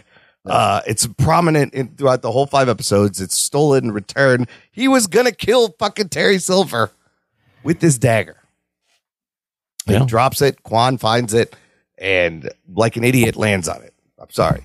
You could have just not landed on the dagger. Well, he shouldn't have had it in his hand when he's fighting. Like, it's great because Daniel sees it and he's trying to stop it, and Axel dodges the kick, and he falls. Going to Ruggs's question just real quick here on what's going to happen. I think this next season, they will obviously still have the things they do where they write in conflict amongst the characters and build tension between people that didn't have tension before and have miscommunication of information. That said, I think what the ultimate ending seems to be based on the death is that everyone forgives each other and this whole war stops. Oh. That would be where I would see it all ending, is that Terry and Kreese and all these people finally like make peace with one another. Well, that whole section was crazy where Kreese is going after Terry. Everybody hates Terry Silver, and then Johnny steps in to help Kreese, but Johnny hates Kreese and Johnny hates Terry Silver. I think Kreese has to die. Somebody else has to die? Yeah, I think the way that it works is Kreese has to die. And then maybe that'll straighten out Terry Silver. He's got the cash. He can make Cobra Kai a thing again. Yeah, but is that an ending you want to see? Cobra Kai being a thing? And is Terry Silver redeemable? I hate this guy. No, maybe not. His case was thrown out. He needs to be in jail. Everybody should die. I think that Sam should die. I think Sam is the worst. Well, I love Terry Silver just because the way they wrote him initially was he was this guy that got away from everything purposely because the karate made him into a bad person. And Kreese, similar to someone that's an alcoholic or a drug addict. Oh yeah. Kreese gave him a taste of it again. Yeah. And it brought back the worst parts of Terry Silver. Because if you remember when you first meet him, he's this refined guy that doesn't do karate anymore. Right. He looks back on that period during Karate Kid Part 3 and thinks of it as a really dark time in his life. And now he's fully embraced it because Kreese brought him back into it. It is hilarious how he's this maniacal villain again. Karate has brought out the darkness in him. That's the best part about all this is if you ever take a step back, beside all the fact that a lot of stuff you're seeing is bullshit, this still all revolves around karate in the valley, which is just on its surface stupid. Just it's silly, but this is the universe that they live in, and I think but this universe doesn't exist until this show existed because all of the Karate Kid movies moved past that, right? Okay. Well, they all revolved around the tournament in the valley. No, the second one, he goes to Japan. It doesn't have anything to do. The third one goes back to the tournament in the valley. Yeah, then the third one because of Terry Silver, wants to get back at him. So, right, and then that's it. Then it's over. Well, then there's the fourth one, which is that's the next Karate Kid. Yeah, that's I forget what that even revolves around. Do we see Hilary Swank in the final 5 episodes? I mean, they have to get her in there. They brought back a dude that was in one scene of Karate Kid 3. Why would that's such a disappointing bring back too? I didn't know. It is. No, I didn't remember who that was until they played that. I would have rather seen like Danielson's like next door neighbor that he meets that takes him to the soccer match on the beach where he meets Allie. Yeah, that guy who totally bring him back, ditched him after he got his ass kicked on the beach. It was such a deep cut reveal when they go to that scene. I laughed so hard. I was like, is this random dude from this movie? They brought him back. But they had the red hair girl from part 3 in it. Remember? Which Yeah. part? Which they did have her in one of the seasons. I feel Yes. you're right. You're right. So they have they've brought back all the love interests he's had. Right. I always smile though every Yeah. time it's Johnny, LaRusso, and Chosen together. I just smile because I have this history with Karate Kid, so I know that those were his original villains. Yeah. And it's just every time I see that, I go, "It's 2024." And I've seen these two characters together. It's great. And they're riffing off each other like they're like old buddies. It's and fantastic. I'm old buddies with these guys. Like this is great. Yeah. Yeah, it's very comfortable. There's a lot of nostalgia. I love every time they played the eagle screech sound effect for Hawk. That pumps me up. I wrote that down it's too. Every time you hear, there was some badass How moments. ridiculous is this fucking mohawk in this? It's Oh, so bad. I don't understand how it stays together and the stars are It's like fake. perfectly manicured and like the stripes It's don't fake. get messed up. I was like, how's that shit not moving? Let's talk about what did you guys think about the fight choreography? Again, we mentioned a couple of actual martial artists in there. I thought it was for the most part pretty decent. There was some. It was serviceable. Yeah, there was some exciting The moments. mechanics were there. There was Yeah. some like obvious when you have Sam doing karate, it looks really bad. But Kenny looks great. Kenny was doing most of invoking. them. Kenny was great, and Kenny was invoking like Wesley Snipes. I a thought little Robbie bit. and Miguel did great. Like Robbie's flying kick was fucking bad. There were some badass moments that they had. I actually thought it looked for a TV show that is inherently cheeseball. I look like not the most part. I look like for a lot of scenes, that real actors and actresses were doing the karate. Juan also very impressive with his moves. Like he's I flipping really around everywhere. I love the brawl. I really like the one set piece where they are showing the karate or the Miyagi-Do people working together to keep the guy from Cobra Kai to tag in. Oh yeah, I thought that was a really good way of Yeah. telling the story that this team is now in sync with one another. Yes, they're finally worked through all their shit. Dimitri and Hawk are tagging each other. It's better than Arrowverse, where Arrowverse, anytime that they were doing non-actors doing the stunts, it would always be an overhead shot, and you just went, "Oh, that's not happening." Yeah, Where these are still, you can still know the cuts, like it's still obvious, but I think they do it in a way where it's serviceable, like Rugg said. It's good enough to go, okay, it's not taking me out of it. There's a lot of story. Other than Danny LaRusso doing the slow ass karate, but I even laugh at that. Beating up the long hair Like guy. there's the LaRussos all need obvious stunt people. Yeah. Yeah. Everybody else is pretty much doing their own stunts. I mean, and there's stories in the fights, even the brawl. Like it's chaotic as it was, you could follow everything. There's so many different threads that are happening in that brawl. The brawl is amazing because you have all these crazy matchups that you want to see, and then you got people teaming up. You know, you have like right away, you have like Axel versus Miguel because it's Sam's boyfriend. Sam's taking on all the whole Irish team. Robbie faces off against Quan. Tori fights Zara, and then they all team up, and then they team up, and Kim Tori and and Chosen. Sam team up, Then Tori and yeah. Sam. Then you got Johnny fighting Sensei Wolf. Then you got Danny fighting the long hair guy, and then everyone teams up, and then they team. It's great. It's so great, and it got me pumped up. I love one of my other favorite moments is when the judge eventually does wake up, and then he punches the Russian guy. He just goes, "Das vidanya, you son of a bitch." I was like, fuck yeah, that's amazing. Also, what a great introduction to Iron Eagle. Remember, it was the captain's fight, and I think it was like Cobra Kai went up against them. And then, That was a good intro. and You're then right. the four guys in front kneel, and they leave, and the two captains are left, Zara and Axel. Captain, they purposely go 2-on-3, even though they had a 6-on-3. And they take them all out like fucking badasses. I was like, That was a good intro. holy shit. And then the reveal that Terry Silver is behind Iron Dragons to fucking fuck with them. It's One great. of the criticisms I had of the last season was we just keep doing this again, where it's Kreese and Cobra Kai against Right. Miyagi-Do. Right. So when they added the third element, I went, "That's the juice. This unites them. We needed this." Yeah. Well, that's not that it unites them. It's the fact that we have now this wild card in play. Where now you're introducing me to these other characters. You're introducing me to this hot Indian chick. I wanna. Now I'm trying to figure out how they fit into things. So it just was another wild card into already a explosive situation with Cobra Kai and Miyagi-Do. Yeah.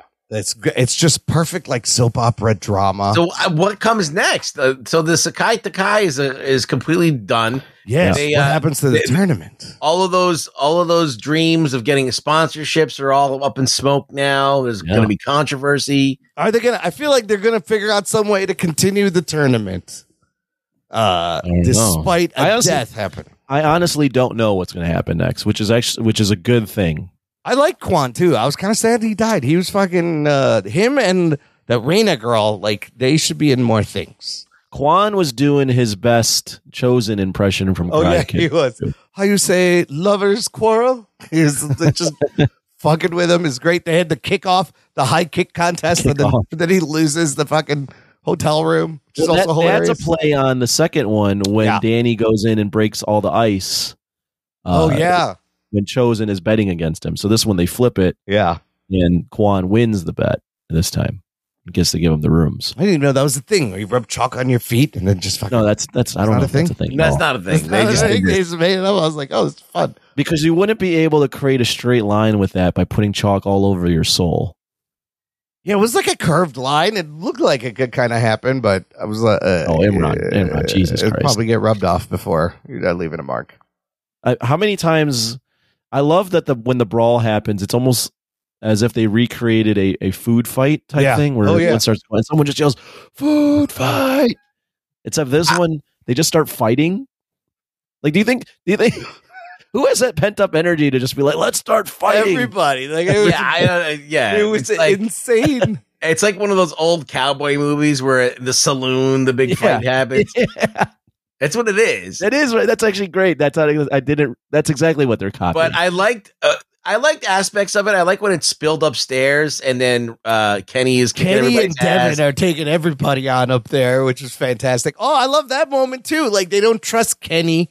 They see him talking to Silver, and then Robbie suddenly becomes the leader, tags Kenny in, and Kenny proves himself, wins the whole thing. Such manufactured drama. It's so great. It's so manufactured. That's not really happening. Forced to manufacture, but I was like, literally for 10 minutes or 5 minutes of one part of the entire season. I wish I could be 11 years old and just buy it. You know, I really do, because I would have enjoyed it so much more. I was like, see, Kenny's. I was constantly going, give me a fucking break. One of the things that I couldn't get was, and this is a failure of the way that they shot it, I guess, is that Danny's trying to get to the other guy, to Quan, to stop him with the knife. Right. But you can't, whenever they back out of the shot, you can't see where Daniel is at all. Yeah. He's not in the shot at all. It wasn't clear. It wasn't like he was behind them. Yeah, I couldn't tell where he was somewhere going. off to the side trying to get. There should have been a couple people. of shots that made it look like he was like just about to get to him before he took off. Yeah, the spacing on that brawl, you don't really know where everyone. I mean, you kind of know, but then you don't really know where everyone else is at in relation to each other. You know what I really wanted to happen? This is going to sound so fucked up, but I wanted Robbie to take his shirt off again. Someone took their shirt off. Like, you know, like in the last fight, he's fighting fucking Quan. He takes the headband off and takes the fucking key off, and he just like starts flexing. Like, you need that. Oh, you know, Jean-Claude Van Damme would have done that. Jean-Claude Van Damme would have got a pistol out, unloaded a clip, and then jumping spin kick that person in the face. Yeah, he'd throw the gun wearing the Mike Tyson jock strap. He'd toss the gun in front of them and kick it into their head.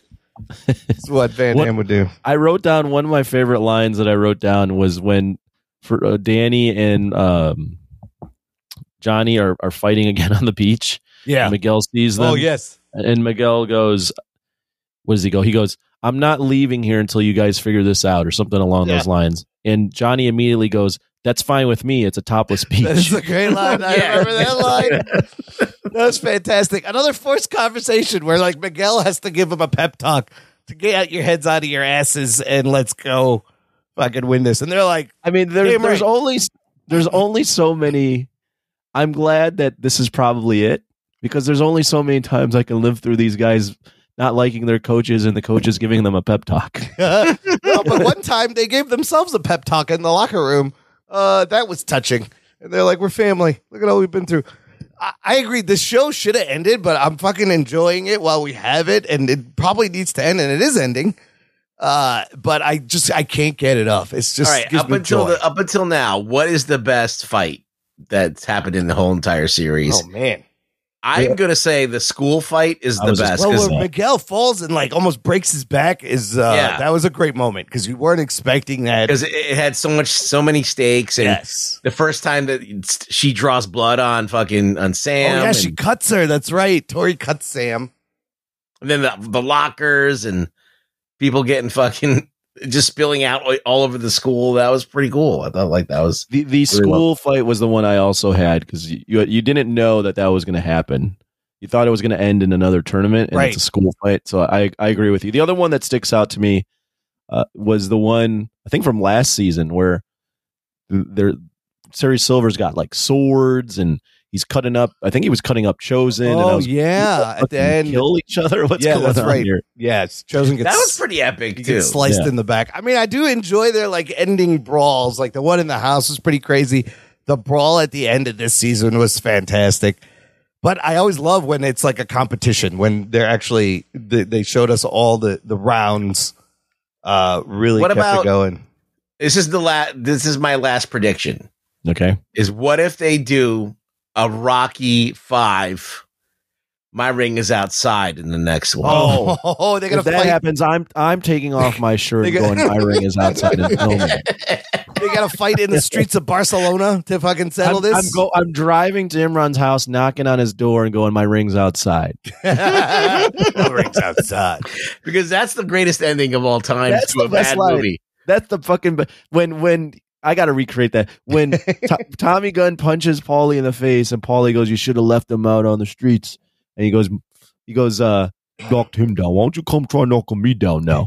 And they're like, in the ring, Brock, in the ring. He's like, my ring's outside. That's the fucking best line. My ring's outside. That movie's horrible, but that's a fucking epic line. No, as soon as that moment, that's just a great moment. Yeah. And then that's a great. And then, and then Rocky rips out the street fighting. He starts to sweep with the legs and the wrestling holds. Kick his ass. He stole my room.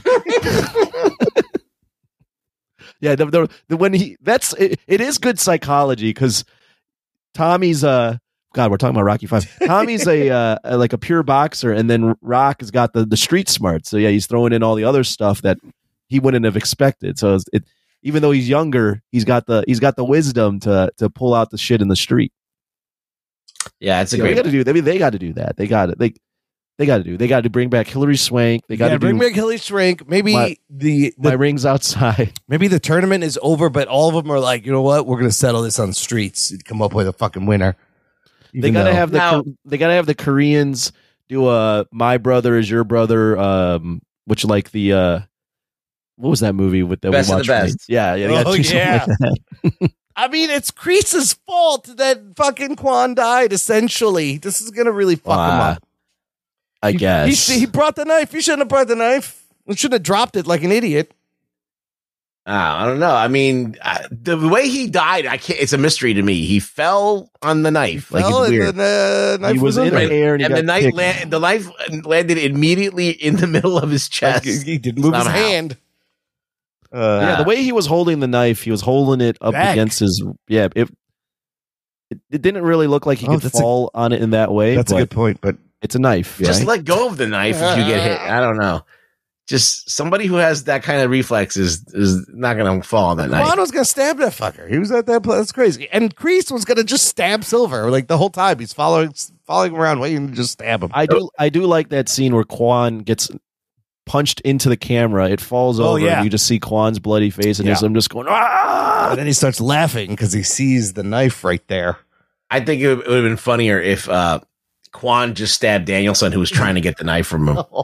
I legit thought so. That's actually a thought that crossed my mind. Is I thought they were going to kill Danielson on live TV. Shit! No, he's not dying. I guess not. I am surprised they did kill him. Now, what is the chance that in the next 5 episodes, Danielson will travel to some either China or some other where he will meet Jackie Chan? and connect to the new movie they're making? That is a good question because part 3 is probably going to be in about 4 months. That puts us early 2025. And then the Karate Kid movie comes out later that year or the next year. But he said they're not connected, but I'm wondering if they will thread it. Because where does this Miyagi thing go? Does Daniel go to visit the family of the guy that Miyagi who died? killed? Yeah. And that's Jackie Chan's dad. You could do that. Oh. You could do that with Jackie Chan's dad, yeah. Maybe that's the scene where then you go, my brother, you're now my brother because I killed your brother type shit. I mean, that should be style. That would be great. That should be the post-credit scene of the whole series. But yeah, they got 5 episodes to wrap this whole Part shit 3, up. for what it's worth, is February, which is only a 3-month wait. Oh, it's all coming out in February. Oh. Yeah. Whereas we had to wait much longer. We had to wait from July to November. Yeah. Yeah. Oh, that's great. Because then, yes, does anybody quit karate? Do they settled everything? Do they all join forces? I don't know where it's going. I don't know where it's going. Let me ask. I already know the answer from Imran. I know my answer clearly because I like the show. But we'll ask Ruggs. Has the show overstayed its welcome for you? Yes. No, I'll fully admit it should have ended, but I'm glad it hasn't because it's just so much fun. But I'm with Imran. It could probably ended a long time ago, but I'm still really enjoying it. I could follow all these dudes for another 10 years. I'm starting to not like the show. Oh no! But I still like it. Don't get me wrong. But I like it a lot less than I did in the beginning. It's cheesy as fuck. My desire to watch it is waning.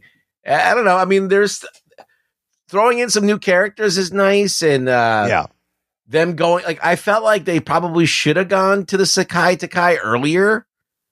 Instead of doing multiple All Valley tournaments, it makes more sense that, what happened with Daniel is he won and then he didn't do anything with it. He just fucking stopped doing karate tournaments, I guess. Oh yeah. And then, and even though he did fight to the death in Japan, he just didn't really capitalize on being the All Valley champ, and neither did Johnny.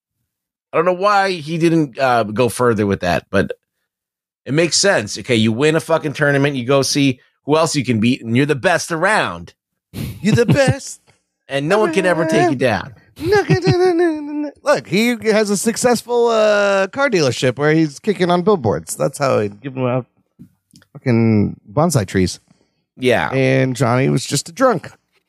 But look at what they've come now. They've come a long way. Do you guys want to rate these, or do you want to wait till the final comes out? Rate it. On a scale of 1 to 10, how was season 6 part 2? Yeah, let's do that. Well, I like part 2 better than part 1. I guess you could just rate it as a whole, whatever you want. Yeah. Part 2, was it out of 10? Yeah. We normally go out of 10, right? Yeah, 10. Ruggs is going to hate this score. Do it. 9 out of 10. Oh! I understand it's stupid as fuck. I just love it so much. The amount of joy I have watching stupid shit happen on screen is way more than it ever should be. I laugh at everything. It's so funny to me. Everything that happens is so fantastic. Funny. And the way they weave in such stupid things for these people to hate each other is the best. I feel like the feeling I get watching this is like the feeling I think a teenage girl would have had watching 90210 or no, I get that. Whatever the OC. Yeah. That's the feeling I'm getting watching this, even though I don't know if that's the feeling that you had watching or people watching WWE or something. Yes, like people that know that are immersed in something that is clearly dumb and probably should be looked down upon. I'm enjoying the fuck out of it. I guess I should appreciate pro wrestling more because I love this and I love down for it, and it's completely ridiculous. But this second part, I love that there was more action. I love the competition. I love the setting in Barcelona. That was a nice change. It's Barcelona. Barcelona. He's like, it's pronounced Barcelona, idiot. The new characters are fantastic. Wait, real quick. Just on that note, I love when Johnny calls for the flight attendant and goes, I'm looking at this map. Oh, it's great. We need to get there a lot faster. So can you have the pilot fly straight? He's like, why is it doing this bendy thing? She's like, it's the curvature of the earth, sir. It's so fucking funny. Well, you're going to need to go up there and tell the pilot to fly straight. Yes, can you tell him to fly straight so you can get there? This map is clearly flat, so he's going to have to fly straight. It's so silly. I love Chosen getting mad over the steaks and then just destroying all the orchids. And he hates the orchids. It's fantastic. Sorry, He took the guy's steak, man. He took fucking. Oh yeah, Louis Tan and Wolf took that's how they met. It's like, sorry, took the last one. I will also give it a 9 out of 10 so far. I fucking love this show. It needs to end, but if it kept going, I wouldn't be mad at it. Rugs. You guys are fucking crazy. It's fucking great. I'm sorry, but the best I could do is a 7. All right, I'm good at 7, which is a recommend, but with caution. It's gloriously cheesy and nostalgic and knows what it is and it delivers. I just wanted to ascend to different heights. Unfortunately, well, maybe it got 5 more episodes. Maybe they get there. Maybe they don't. I don't care. It's a show that I'll say this on the heights thing. It's a show that everyone thought was a stupid idea that premiered on YouTube Red, which doesn't even exist, and somehow has brought Karate Kid back into pop culture, and it's been around for 6 years. So, like, it has no reason being this entertaining. No reason even being here. Yeah. It did have a legitimate life, and I think the thing that they did right is that even though they kind of took it in a different direction and made it more kind of a melodramatic soap opera with karate in it, it's still at its core in the first few seasons honored those movies. Yeah. Mm-hmm. And I think we're getting away from it now. We're getting really far away from it. There was a lot more clips of the movies in the first couple of seasons. Remember, they would show clips all the time. What are you talking about, Ruggs? They brought the dude from the third movie that got pushed into a wall. Remember that dude with the long hair? Yeah. The same age as Ralph Macchio, probably. Wow. Yeah, I mean, it's true. What am I talking about? I don't even know what that character's name was. Random dude from Karate Kid 3. That guy? Who the fuck? I was like, who the fuck is this guy? Now, This is great. if Hillary Swank shows up and does karate, that I might be. That'll be so funny to see, but it'll be ridiculous. But all right, wait. There's more in news from the nation. We have another listener who really loved this show. Here we go. It's time for news from the nation. It's time for news from the nation.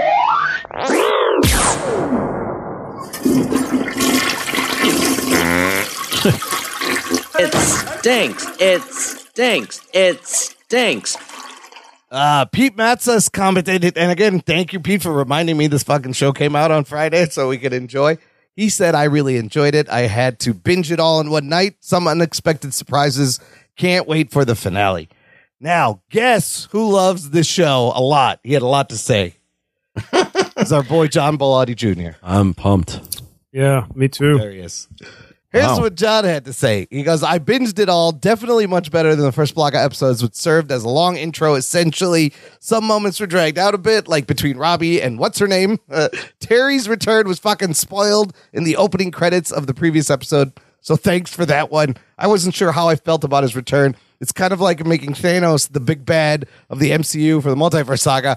However, I think this might be an inflection point for Kreese, which is ultimately what this season is about. The death of Quan at the hands of his own blade might be a moment of clarity going forward. Also more chosen than Kim. He continues, one more thing. So much good action choreography in this one. The Robbie and Quan fight was fantastic. Also, Quan and Zara are 2 breakout action movie stars right there. Gareth Evans or Chad Stahelski needs to grab them for a film immediately. I completely agree. Put them in movies. And then he says, can we also talk about Louis Tan? I never liked him as an actor. As Scott Adkins, he is not. But in this, he was a total badass. That could also be because the other actors are just awful, maybe. He was pretty good. He was convincing as this new. He was never gotten a legit shot. Yeah. He was supposed to be like in the running for Iron Fist, but they didn't give him. He played. Didn't he play the drunken dude in? Yes, in he was Iron in Fist. Iron Fist. Yeah, he was in Iron Fist. Put Scott Adkins in this show. That'd be fun. I like Quan. Yeah, I think Quan definitely should be doing more action type stuff. Zara probably they will because she's hot and she can move around. Yeah, but definitely needs to work on. I think the next role she should just do a legit Spain accent. Oh. I think she'd better at that. Maybe South African. I don't know. No, or like Algerian, Moroccan, something like that. So, or maybe just talk normal and take some acting lessons. How about that? No, fuck that. No. Fuck Okay. that. Now the running, you just got to do act. You got to have accents in every movie. You got to be like Daniel Day-Lewis. You know There's Daniel Day-Lewis, and then there's the actress that plays Zara. Right, 1, 2, right there. Yeah. They could have made her the next Tomb Raider. Did you see this? Sophie Turner, this Amazon Tomb Raider show that's by Phoebe Waller-Bridge. Sophie Turner, I think, is going to be playing Lara Croft, and I think that's a really bad choice for. That's Sophie very bad. You got this Yes. you got like this doughy giant woman. She was just okay in Game of Thrones. She was really bad as Jean Grey. She's kind of bland. I don't see her as long. That's a rough casting call. Yes, it's not good. Like, I don't even think she could climb up a ladder. I know. You need Raina Billingham. I want somebody who got the moves. Yeah, I was like, she'd be a good. They should have just kept the one that they replaced her with. What's her name? Vikander, Alicia Vikander. She was fine. Yeah, she was fine. Better than Sophie Turner. That's not going to be good for TV show. Anyways, going on. Rick Martinez says, I was expecting a by-the-book mid-season ending, but was surprised by the tournament brawl. Actor Martin Cove is showing his age. He looked like a buzz elephant lumbering through the final fight scene. Oh, man. Sucks to get old. He did look slow. I think Martin Cove thinks he's still got the moves, though, and like wants to do He throws a front kick, and it looks like it's moving at 0.1 mile an hour. Yeah, him fighting Silver at the end was not terribly convincing, and it was a good thing Johnny stepped in because he was about to get his ass kicked. Jose Barra says, pretty solid. I enjoyed this more than the first 5 episodes. My main gripe is that the main cast aren't really convincing as martial artists. Kwan and Zara would absolutely wash all of them. Sam gets her speed from her dad. Speaking of Sam, she is such an unlikable character. Am I the only one who didn't realize her and Miguel were still a couple?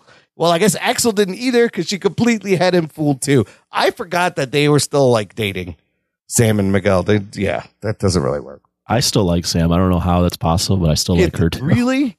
Yeah, She's a little. I like everything. She's a little annoying. She has some good moments here. Also, Jose Barra linked this video, Zolo Maraduena, from a year ago when he was promoting Blue Beetle on Sway in the Morning doing freestyle. And he says Zolo the rapper better than Zolo the actor. He wasn't bad. He had some bars. I was kind of impressed. That looks pretty good. I'm listening to it right now. Yeah, he's not bad. I don't know if he's talked about, I don't know if he'll get to see him as Blue Beetle again. I think he should get another shot. Keep him in, James Gunn. He's good. I like him. Yeah, he's good. All right. What are we watching, gang? Anthony, what are you watching? Where were you doing? What have you been doing? Well, I'm watching a lot of sports. I was at the Bears game yesterday. I don't want to talk about it. It was a horrible game. Heartbreaking loss. I also not watching anything, but I did go to the TMT. Oh, yes. Pop-up bar in Chicago. That was pretty cool. Yeah. It's pretty elaborate. They had like 4 or 5 rooms with TMNT decorations and all that stuff. And we each had a themed drink. There was Michelangelo, Leonardo, Donatello, Raphael, and they were all different colors. So it was a good time. And I ate some pizza. So yeah, fun time. What was the vibe? What was like the crowd there like? Just regular people hanging out. Not old nerds. Some kids. Oh, they were kids running around. I saw there was kids in there. Yeah, they let kids in there till 9 o'clock at night. Oh, okay. Oh, okay. I did see some photos on your Instagram. It looked kind of fun with the giant statue of Raphael. Was it Raphael? Raphael, yeah. Yeah. So fun. Didn't watch anything other than sports and that. Ruggs, did you watch anything? No, a lot of my time got taken up by that Tyson thing. So yeah, because it was buffering so long. You can't watch the fucking. And then I had to watch the whole season of Karate Kid, so it sucked up a lot of my time. So I did rewatch Gladiator because we were, like I said, originally going to review that, and I kind of wanted to watch it before watching the second movie. This movie still holds up remarkably well, and the great thing is that it's so simple and elegant and beautiful in terms of story and plot. There's not a lot of filler. It is long, but the journey of this dude. It's Shakespearean. It's good. It's absolutely Shakespearean. It's Greek opera, tragic opera. I am concerned that this new movie from the trailers almost looks like it's going to be trying to do too many things and maybe get a little convoluted. Also, that's Lucius, the kid from the first movie. And they just barely alluded to the fact that Maximus and his mom used to be a thing. But they refer to his dad being dead, so I guess it is Maximus's kid from... Because Maximus's kid was also... Wait, this is Maximus's kid in this movie? Yeah, it's the same. Yes, so I thought it was the evil guy's kid, Joaquin Phoenix's kid. No, he didn't have a kid. His sister, he wanted to fuck his sister, but she never would let him. Was fantastic because he was such an asshole. Wanted to fuck his sister. He kills his father, before the truth can get out.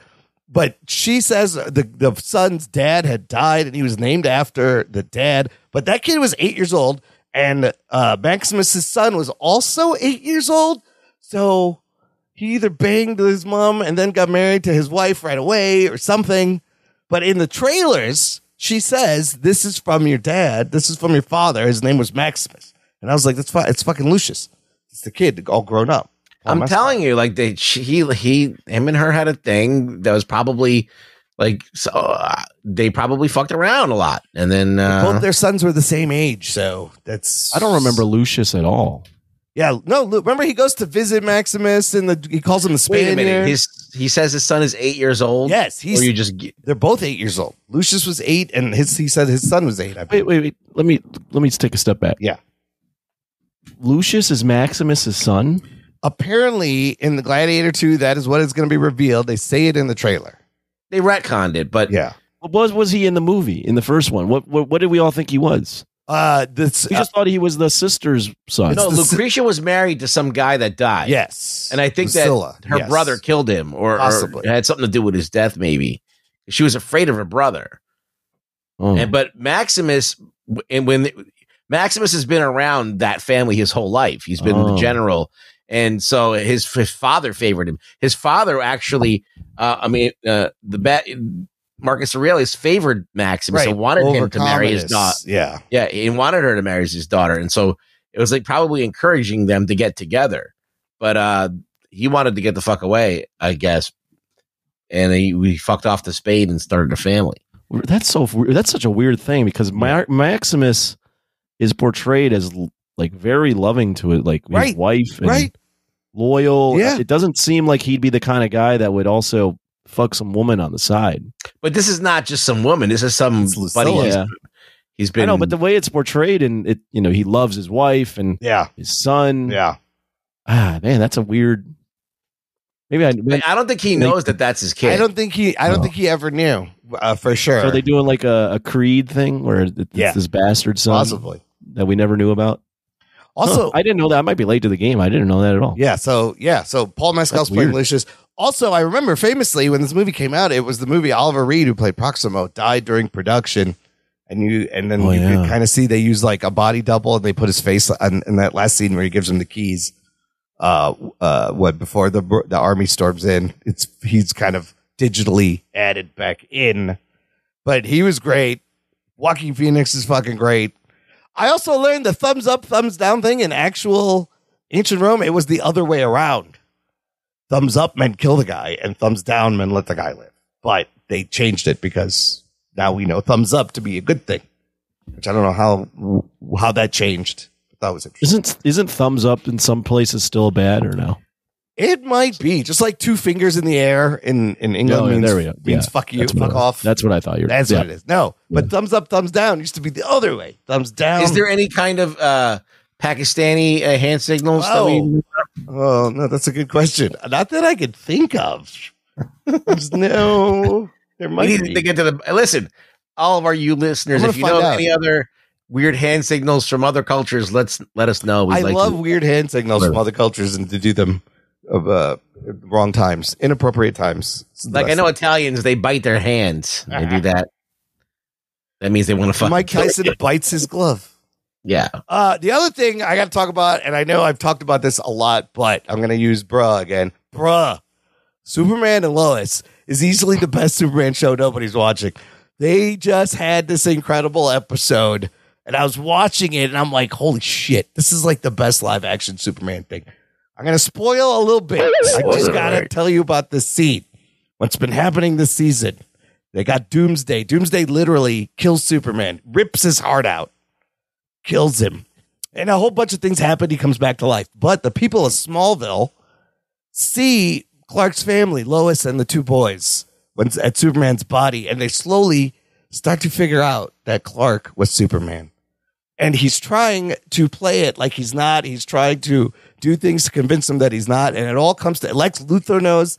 It all comes to a head in this diner scene where he's there, and this guy who's kind of an asshole, he roughed up last season because he's dating the guy's daughter. His son is dating him. He comes in. Luther has told him who Superman is, and he comes in going, "A little birdie told me who you are. We're going to find out." And he pulls a gun on Clark in front of the diner, in front of everybody in Smallville, who already suspect that he's Superman. And he fires, and the whole thing goes in slow motion, like we're in the Speed Force. Clark is in regular motion. The bullets fly, and you could see in his face. And in my head, I'm going, Jesus, what the fuck do you do? Do you pretend to take the hit? Do you pretend to get shot? This whole episode was about him dealing with the fact that he's been lying to people for years about his secret identity and the toll it's taken on him and how he's missed on opportunities and lied to friends. You could see it in his face. He's like, what do I do? Do I pretend to get a hit? Do I just come clean? And by the time the bullet reaches him, he has pulled his shirt open and the bullet hits the Superman shield and collapses, and we cut wide to live time, and he's standing there as Superman. And he just comes out. And then he does, they've never done this, he does a TV interview live revealing himself, Clark Kent, to be Superman. I was like, holy shit, it was very good. Sounds cool. It was very good. So now, and they know, look, this is the last season. They know it's ending. So they're going for it. Like, they're doing some ballsy shit. Now the whole world knows, and I can't wait to see what happens. But both of the sons have powers. And then that whole sequence, while it's happening, I was like, holy shit, this is amazing. Like, because in my head, I'm like, what do you do? I don't know why nobody's watching the show, but you should watch it. I love that he's just describing this whole thing. It's so and me good. and Rose It's are so going, good. yep. All right, cool, God man. damn it. People, there's great shows. Nobody's watching.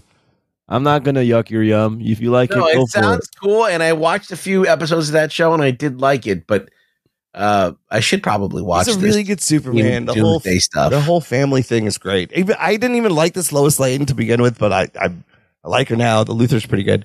There's still a couple of episodes left of this season, so we'll see what they do. What's it on, Max? It's no. Here's the thing. It's kind of hard to watch because you have to record it live because it's on the CW. Oh, that's why I don't watch it, because it's Nobody watches the CW anymore, so you got to set your DVR or you got to get the CW app to watch. Maybe so it'll eventually end up on Max. On Max, yeah, I think so, because that's Warner Brothers. Once the season's over, I guess when it comes out, then I'll watch it. Quietly, one of some of the best Superman live action shit I've seen. Anyways, out this week, fellas, your homework, of course, Gladiator 2. Currently sitting at a 76% on Rotten Tomatoes. Already has made $87 million overseas past week. Oh, it was released. So I need to buy tickets. Curiously, the first Gladiator is just 79%. I thought it would be higher. Because I mean, some of the dialogue some of it was ad-libbed. I know Russell Crowe did not like a lot of the dialogue when he was making this movie. It's still a great movie. It still holds up. That scene where fuck Rotten Tomatoes. Yeah, they're idiots. That scene where Joaquin Phoenix is talking to his sister and he's like, "Am I not merciful?" And then he just yells, "Am I not merciful?" And she jumps like that was ad-libbed. It's a great moment. She was not expecting that. You guys, are you looking forward to Gladiator 2 at all? Yeah. Okay. I am pretty indifferent because I just don't know what to expect. But you know, the OG Gladiator is an all-time movie, so I mean, I love Gladiator movies. I love Spartacus. I like all that shit. Ridley Scott coming back after 24 years. This man will not quit. How fucking old is he? I think he's in his 80s. It's kind of wild. That series that we watched on Peacock was good. Oh, yeah. Ghost About to Die. Yeah, that wasn't Ridley Scott. Did he have anything to do with it? No, but that was good. That got me. But I'm just saying, that's all in the same genre. I love Rome, the show Rome. They're all great shows. The Roman Renaissance has returned. All right. Well, that's it. That's it for this week. Anthony, where can the listener find you? You can find me at, I was going to say Really Rugged Boy, just because I'm so programmed to say that. This week, what am I doing this week? I don't know. I haven't figured out what I'm doing this week, so I don't know where to find me because I don't know where I'm going to be. Ruggs, where can the listener find you? You can find me on X at Rug Boy Show, and I will be watching Gladiator 2. Watch Gladiator 2, people. Thanks for. If I watch any bad movies, I'll put them up on the. Oh yeah, we might have some bonus. Sign up for the Patreon. Check the episode description for links on how to sign up and to follow all that fun shit. Thank you for listening to the Jock and Nerd podcast. My name is Imran. My name's Anthony. He's the Jock. He's the nerd. We'll peep you next time. It's fucking awesome. Yeah, that's really good. Gentlemen, this is Democracy Manifest. Thing I offered you a chance to be a cop, and you blew it. Jock and Nerd